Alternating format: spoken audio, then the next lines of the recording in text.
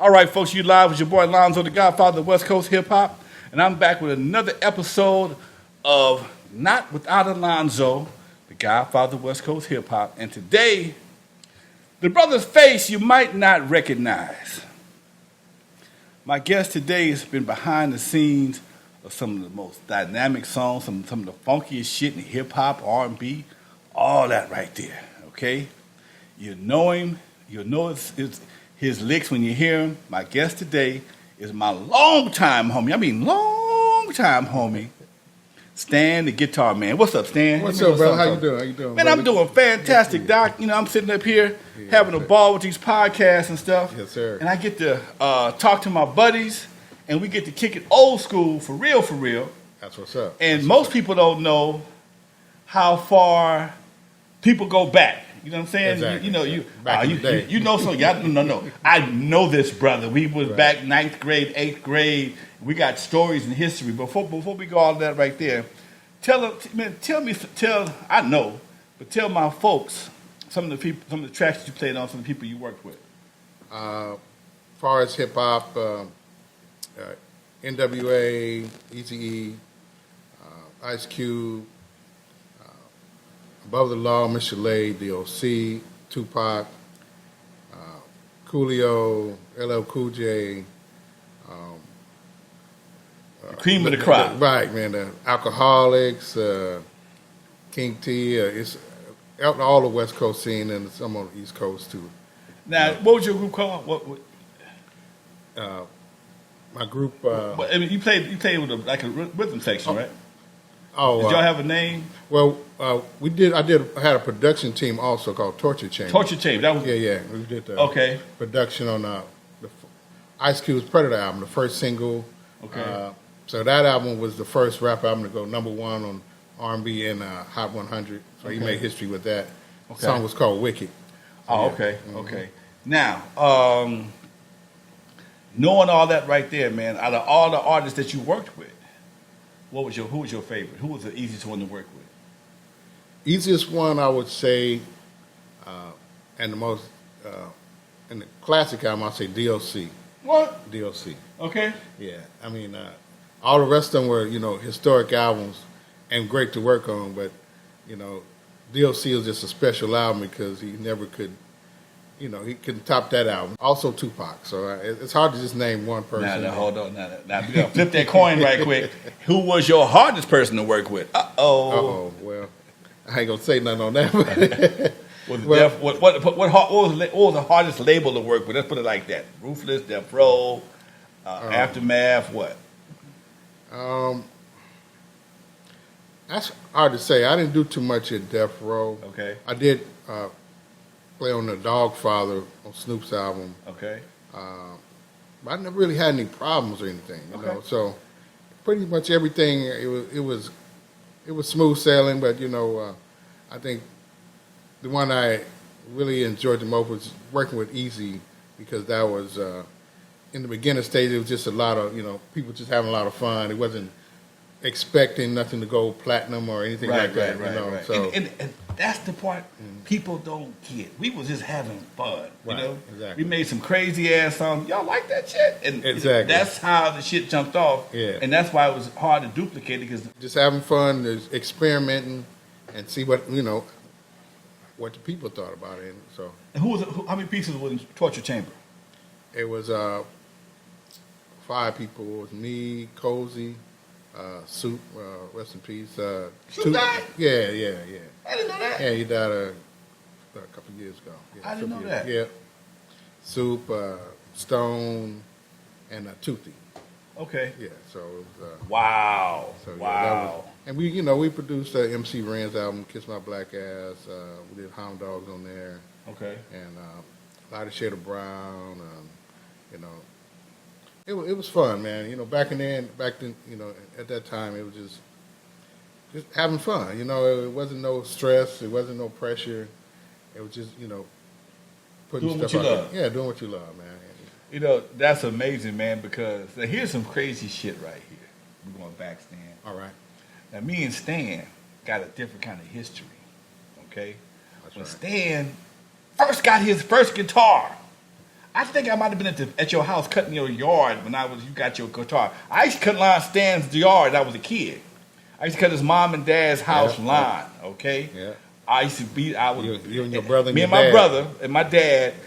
What the street he lived on, we had about 5 lines on that street, and Stan then would be in the garage practicing these guitars, and his brother played the bass. Who was the person on the drums? Who was the drummer? Richard. Okay. Richard Johnson. Yeah, okay. So all these guys, none of us ever knew that one day we would be doing a podcast. But the reason why we did the podcast because we all acquired some type of fame and notoriety in our own way, in different ways. And I remember you talking about you going to start a club, around the corner, Eve After Dark, and I got these DJs, I got DJ Yellen, I got Dr. Dre, and I was like, it turned into, some historic stuff, man. Yeah, and that's why I do this podcast, man, because, a lot of guys won't get the notoriety. Nobody takes time to really go back to the history, and if you weren't there, you don't know who to talk to. Correct. You know what I'm saying? Exactly. You don't know who did what, and I've been blessed to have a consistent and good relationship with all y'all, man. People get mad at me because I tell the truth sometimes, but fuck you. Hey, you gotta tell the truth. You don't like the truth, don't call Lonzo. Right, okay? exactly. And but for the most part, man, we was kids in the community because all of us lived in the same basic area. Right. We pretty much lived between Main Street and Central. Where did L.A. Dre live? Yeah, he was out Central. Okay, between Main Street and Central, Rosecrans and El Segundo. Those are our four street barriers. Right. And out of that area, you got, I'm going to back it up a little bit further. I'm going to take it all the way to Alonzo. I got to include Yella, okay? Right. Everybody pretty much lived or hung in that area. Easy was one of the few guys that came outside of that area, but he came with Dre, who lived in that area.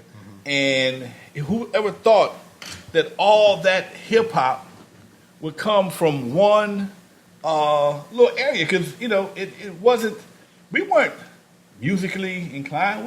Outside of y'all playing, but nobody really. Right. Yeah, that was amazing, man. That was just destiny. It was destined to happen, and we didn't see it. That was all, God had that plan for everybody.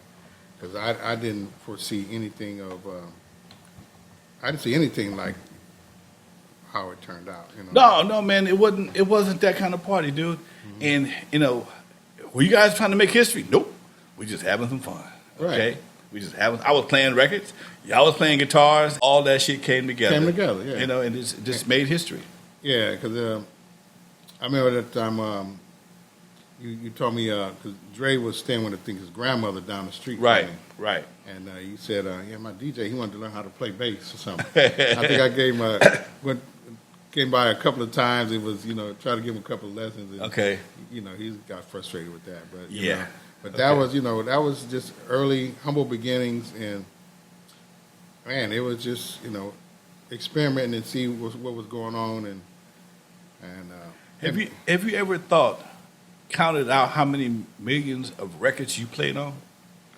I never thought about it, but Michelet was platinum. Yeah. Tupac. Which one did you play on Tupac? I did on his album before he got with Death Row. Okay. I think that Me Against the World. Okay. That was double platinum, wasn't it? Something like that? Yeah. Okay. Yeah. Doc was platinum. Doc and Ren went gold. Yeah. DOC went platinum. DOC, okay. Coolio, Ice Cube. After N.W.A, I kind of left before Ice Cube. Okay. Because of whatever, disagreements or whatever. But so I told the story before that when I was leaving the studio, Audio Achievements in Torrance. Okay. I was driving down the street and I heard somebody honking and yelling my name, and then I looked to the side. It was Ice Cube, and he was in the Suzuki Jeep, the green one he had. Okay.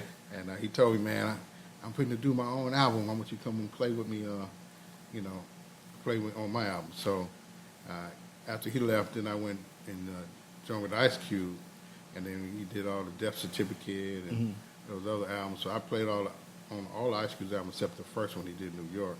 Okay. And I played on No Vaseline. And When you first heard that, what did you feel about that song when you first heard it? It was I thought it was dope. Ice Cube is such a lyricist that you can't help but love. Right. Right. So it was his way of expressing itself. So, Oh yeah, he expressed the shit out of himself too. So, and it was it was just all in fun. Right. And people just it's so much fun. It's hard to say anything but that. But it wasn't work. It was just at that time we were smoking weed, and Dre wasn't smoking weed then. That was before the Chronic. So right. So, but that was it's a great experience. Now, how do you feel about playing live back then and all the digital music we have right now? Well, it's missing an element. It's missing a live feel. Yes. And that's really what connects with a lot of people, the live feel. Right. But of course, the young kids, if they never heard a live feel, they Right. don't miss it.